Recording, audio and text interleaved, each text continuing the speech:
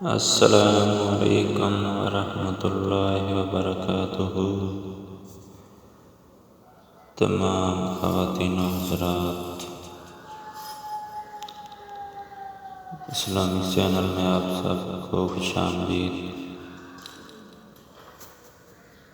فَعَقَرُوهَا فَأَصْبَحُوا نَادِمِينَ۔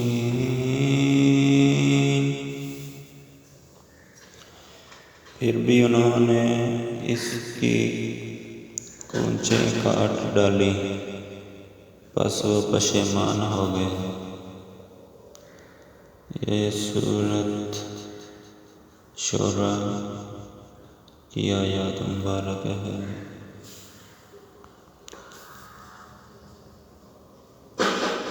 اور اس کی تفسیر یہ مطلب نہیں ہے کہ جس وقت انہوں نے حضرت صالح سے یہ چیلنج سنا اسی وقت وہ اونٹنی پر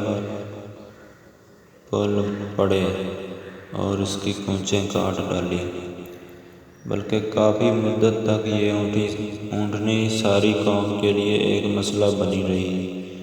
لوگ اس پر دلوں میں اونٹتے رہے، مشورے ہوتے رہے، اور آخرکار ایک من چلے سردار نے اس کام کا بیڑا اٹھایا کہ وہ قوم کو اس سے نجات دلائے گا۔ سورہ شمس میں اس شخص کا ذکر ان الفاظ میں کیا گیا: اِذِ انبعث أَشْقَاهَا، جبکہ اٹھا اس قوم کا سب سے زیادہ شقی آدمی۔